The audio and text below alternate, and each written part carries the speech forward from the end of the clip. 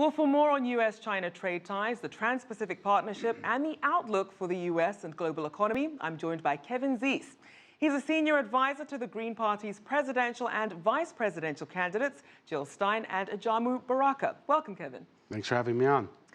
So let's first start with the Green Party's platform. It's people, planet, and peace over profits. Certainly not something that we've heard from any of the other candidates. So how are businesses reacting to this approach? Well, I mean, we're seeing in the United States that these trade agreements are written by big business, for big business, and to serve big business. And as a result, what we'll get from this trade agreement in the United States is an expanded wealth divide. The wealthier will get wealthier, and everyone else will get poorer. We'll see less jobs. More jobs will go overseas and also to robotics. And we're going to see also more environmental degradation. So we see lots of problems with this.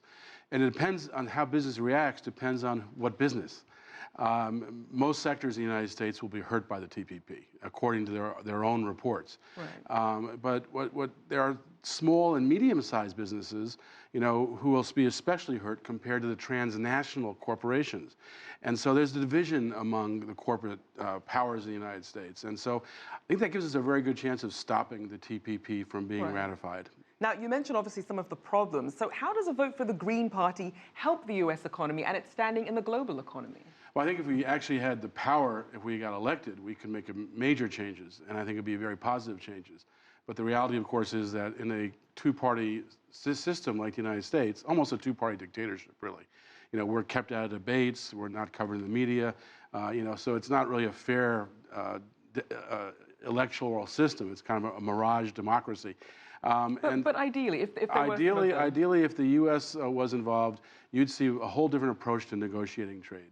You would see a much more open and transparent process where people knew what was going on and people were given a chance to participate in creating the trade agreement. Right now, we have a very closed process.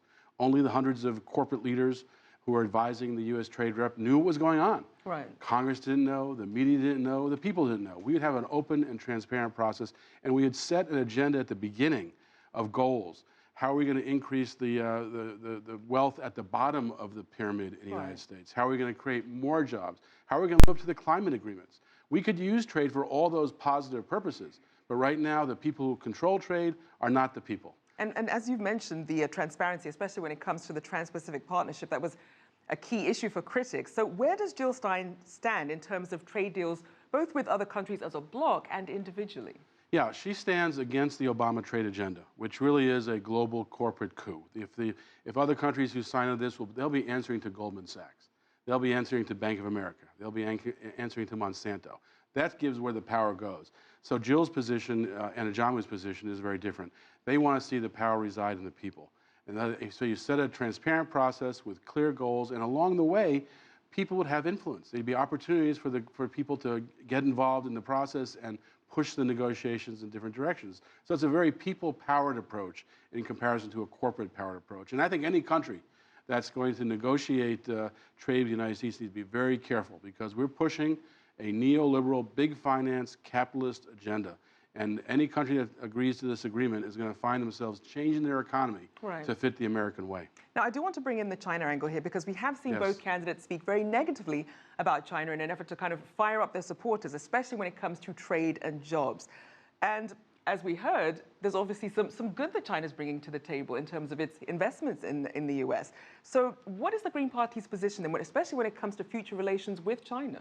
Well, you see from the other parties basically using China as a whipping boy. Same with Russia. That they rather than taking an approach of trying to have a good relationship, positive trade relationship, where both sides can win, which really should be the goal of foreign policy, to work with other nations so both sides make progress. We look to blame China for our own failures. Our economy has serious problems. And rather than facing up to those problems, we want to point to China's currency. We want to point to the trade deficit.